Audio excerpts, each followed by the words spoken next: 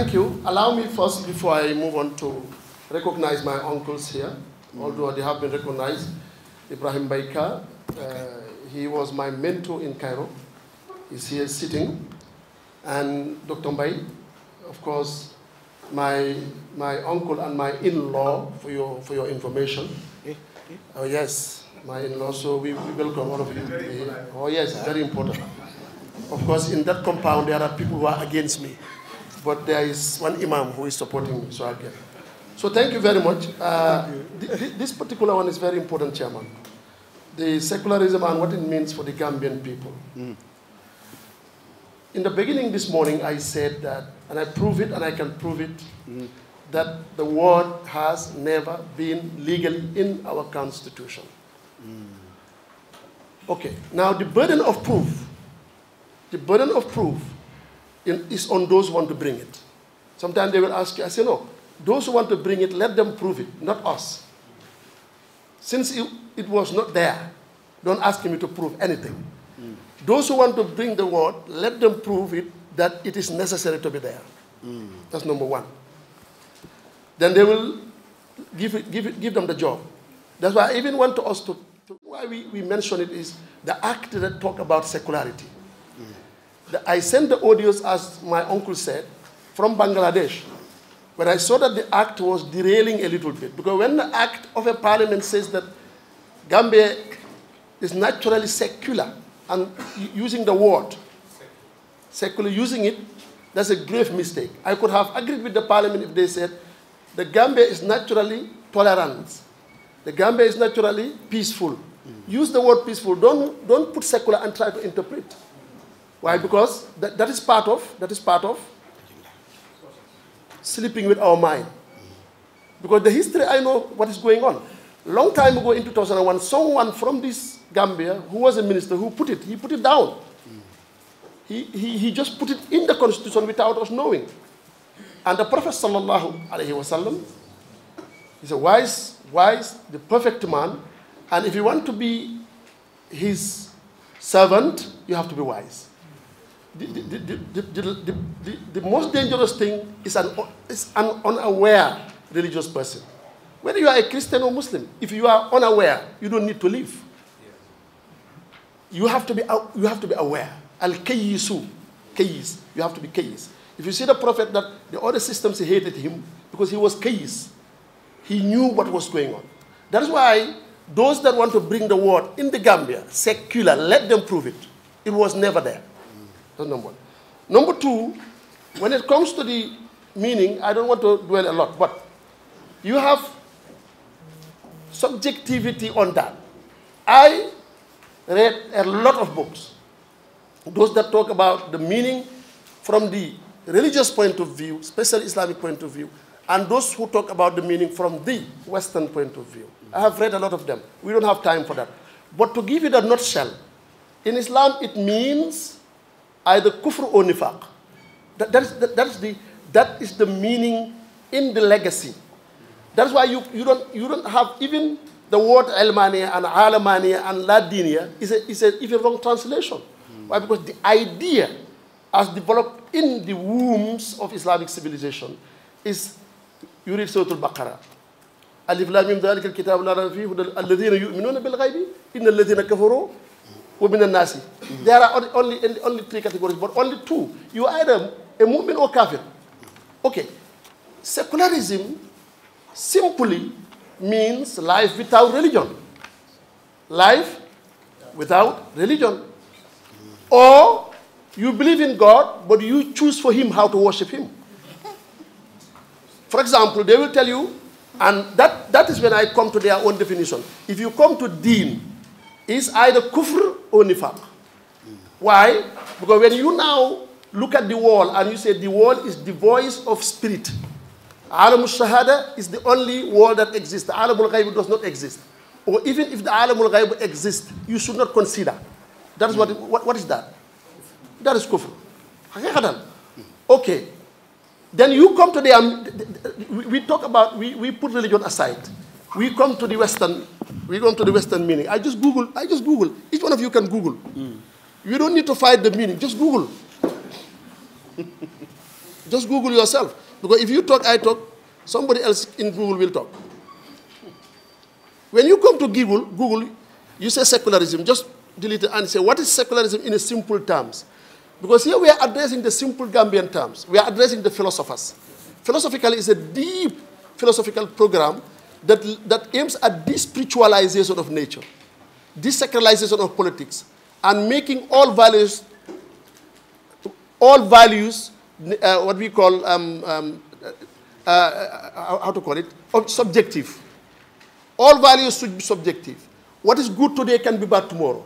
Not necessarily that what the Prophet said is good can be good today, because time change, they said. Time change. Why do you think why do you want to hold on to the Prophet? Values should change because time change. That is about secularity in its philosophical sense.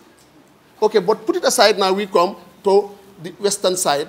I started with some of them. Now, when you come to the Western definition, and simply he said, secularism, also called secularity, is the idea of something being not religious. I'm just asking you, what do you mean by that? Let me repeat. Secularism, also secularity. According to them, for the sake of argument, naftarid jadalan. You know, we have in Arabic, naftarid jadalan. In our sense, we believe it's a kufr or nifaq. Why? Because when you have Allah, when you de-spiritualize existence, when you tell Allah that I worship you, but I choose for you the way I worship you, then I don't know who you are. Because in a secularity term, they will tell you, okay, separate religion from politics. They said, because in the past, they separate religion from church. They separate politics from church. My Christian brothers and sisters would not agree with that, I know. But even if they agree, we tell them church is not a mosque, mosque is not a church. And also, when you talk about separate politics from church, you know secularism is a cancer, I am telling you. Because they play with words, and that's what I call secularization of the language. Even the word Sharia that they project to be very, very harsh. When you say Sharia, ooh, Sharia, Sharia. He said it. They say Sharia is just cutting off. Why? Because that is the way they play. They play with words. To make Sharia so ugly. Why? It is part of secularization of language too. So now when they tell you, okay, it's a separate between politics and church, I'm asking them whether church, have you ever seen a church,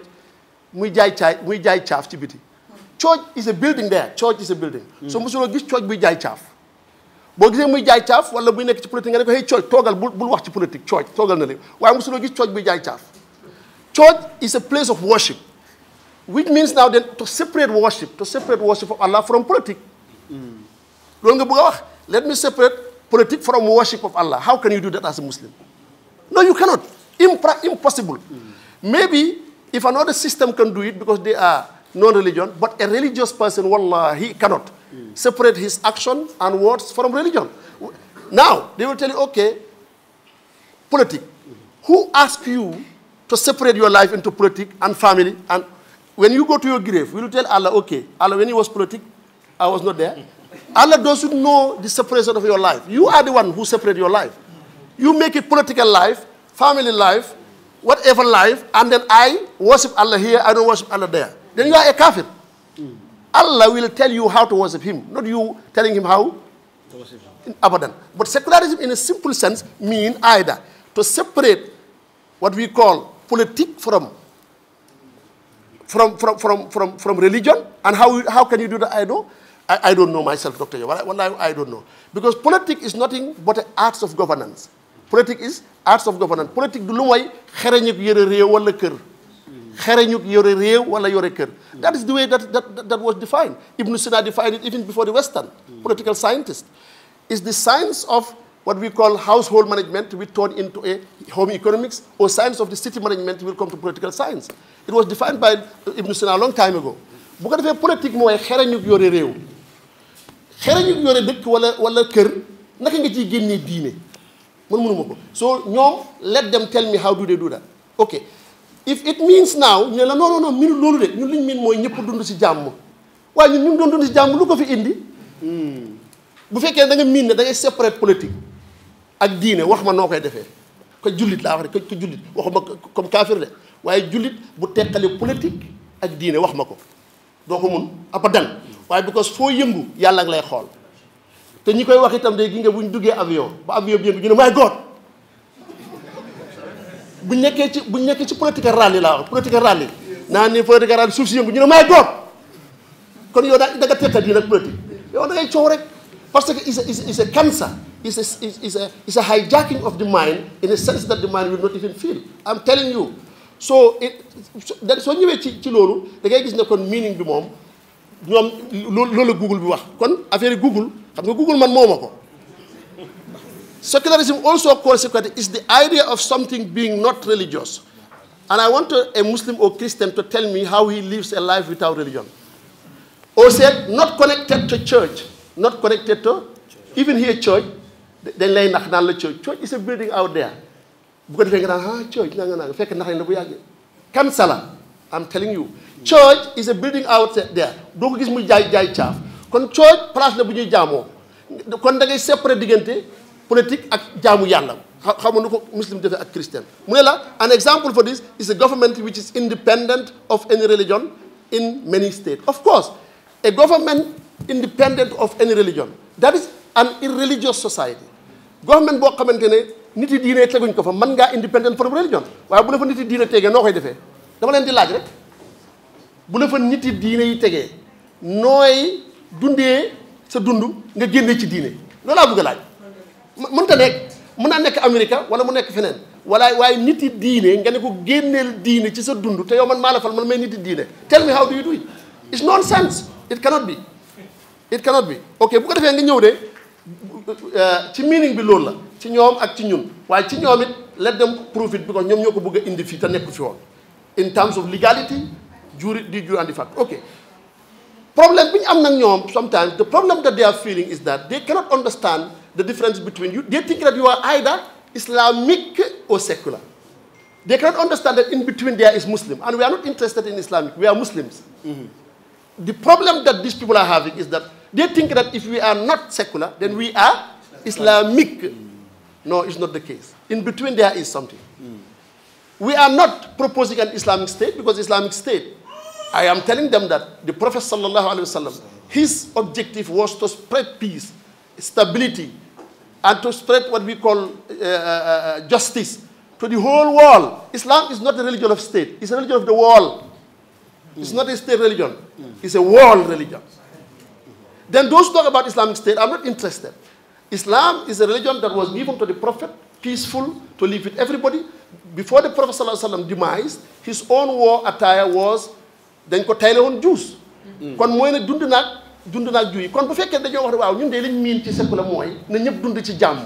Yaa axi ñun doon dund ci jàmm. When Jawara came, the constitution did not have the word secular. Didn't we live in peace? Su ma nijaay Mbay wax na ko fi léegi we live in peace. We exchange naan mburu. In fact, we went to the extent sax dañu mel dañu ñàkk fayda ñun. I'm telling you. Bu ko defee nag that tolerance li ko fi indi mooy diine.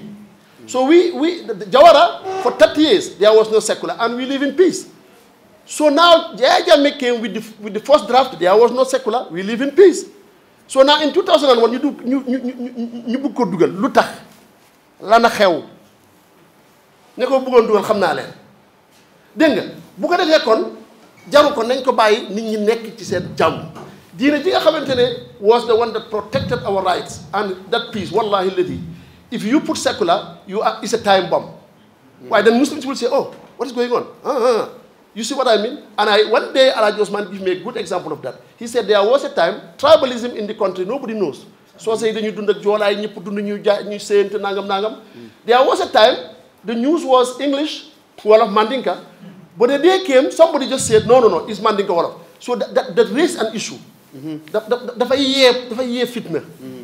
Baaxut dafa am yoo xam ne yee fitna la su fekkee ne bëgg nañoo dund ci jàmm ji nekkoon nañ bàyyi jàmm ji mu continue. Muslims came here, Christians came here, our great grandparents ñu ñëw fii fekk àll bi yëpp ñu génne ninki nanka yi génne fi jaan yi indi fi julli ci yonent bi sallallahu alayhi wa sallam jàng fi alquran ba ñëpp ne nuut ñu joxe fi tahaara li ñuy wax tahaara di purification li nga xamante ne moo bindi jàmm ji fii mooy purification tahaara islam rek ak diine rek ko am. boo demee ci yeneen réew yi ñu ngay dee ci feebar ngir ay njugub yu ñuy lekk njugub feebar yëpp waaye ñun taxaara gi fi ne moo tax yëpp sax ñu gëmante buggante nañ fi bàyyi loolu. bu ko defee nag you are not either an Islamic or a secular, no, in between there are Muslims. Sammana Muslimin abikum ram huwa سماكم مسلمين من قبل. Then we want to remain Muslims, not Islamiyin. We are not Islamiyin. Because of the Western understanding and the Western secularization of the word, they use the word Islamic, Islamist, Islamism. We are not interested in Islamism. We are interested in Islam and Muslim. We are Muslims alone. Let us be Muslims, let the Christians be their Christians, and let peace prevail in the Gambia. And we reject the inclusion of the word secular in the constitution. Now, okay, if we put it in the Gambia, where it is leading us to, let me tell you. If you put the secular in the Gambia, according to those that wanted to put it, because I filed with them in 2001, look at the context now in the West, in the world. In Tunis, what happened last month? In Tunis, they say Tunis is secular now. Miras, góor ak jigéen ñoo yem ci miras because Tunis is secular. Waxuñ loolu. waaw léegi dañ bàyyi Gambia rek ñu seet contexte bi xam nga lii la miin ak yooyu nañ seet li xew. Tunis just declared last time that miras góor ak jigéen ñoo yem. Why? Because Tunis is secular. Can you imagine? Okay, góor gu jigéen yow imam nga am doom ju góor bu jigéen bu jullit beneen yéeféer ñëw bu ko takk da nga ko may bàyyi foos waaye because dafa secular ku lu ñuul rey sa maam boo seeneen do bi da ngay daw yàlla kenn du ko caaxaare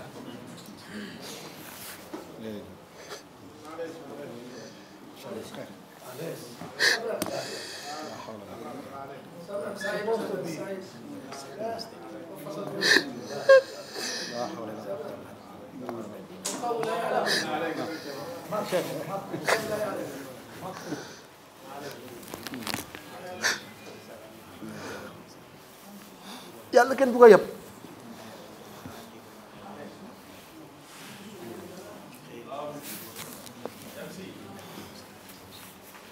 yàlla moo ñu bind ñu nekk jaamam ku ci nekk ci sa bàmmeel lañ lay fekk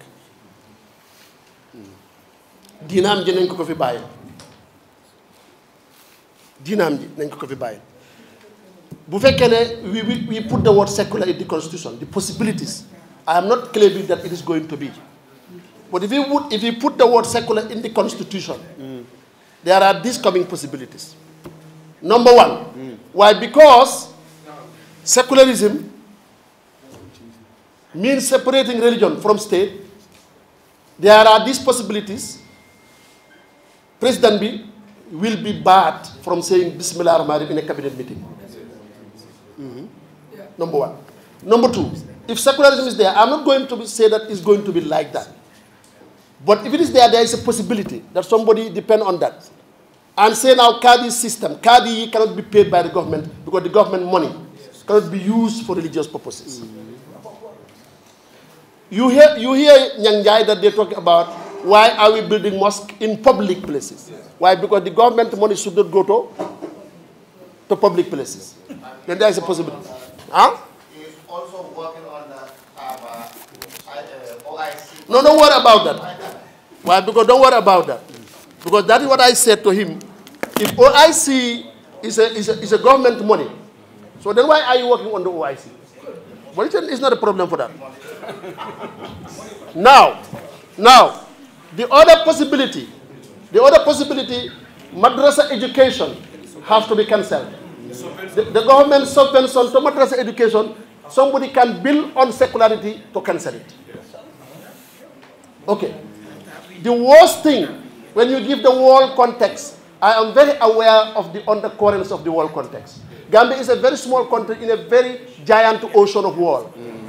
Now the new paradigm in the globe is very dangerous. The new paradigm in the globe is what is called now communist Zionism. There is a lot. So Gambia being a very tiny country, being dragged into that ocean of war, if you don't protect it, tomorrow, another thing is that your son will come with Mbahana. And then he want to a wife with another Mbahana man there. And yes.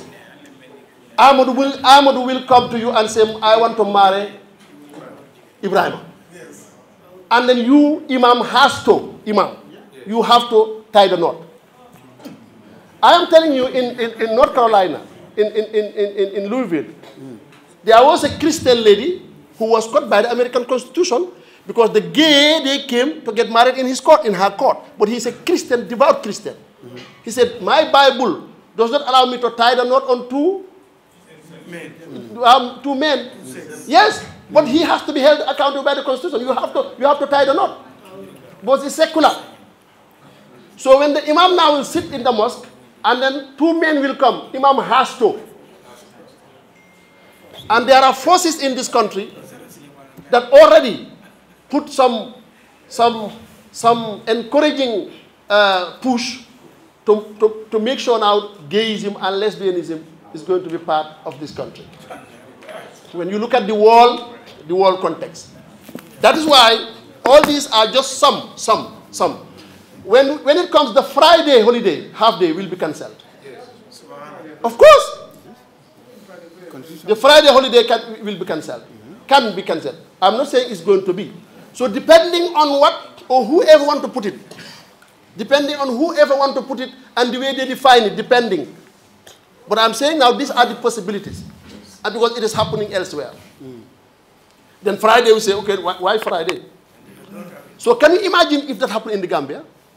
I'm asking you, if this happened in the Gambia, so what will be our position?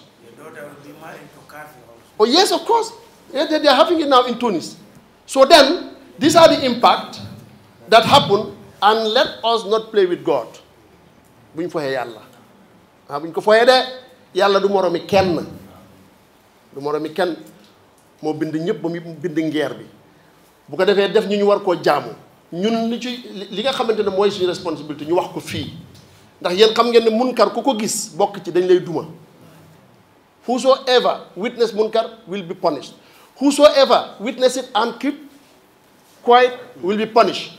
Whosoever mention munkar and denounce it will save. We are denouncing any clause of the Constitution that goes against Sharia. I am denouncing it as Dr. Jah. Any clause. Then when I meet Allah, I will tell him that I said. In certain constitution, there are what we call reservations. Omnibus reservations. And omnibus reservations is to reserve against the totality of the Constitution when there is a clause or an article that goes against Quran or Sunnah. Omnibus reservation. Omnibus reservation. That we can do as a group. For example, many countries do it, but the Gambia sometimes they don't do. For example, the Children's Act, when they went to United Nations to do it, about adoption, legal adoption, is in our act, which is not Islamic. So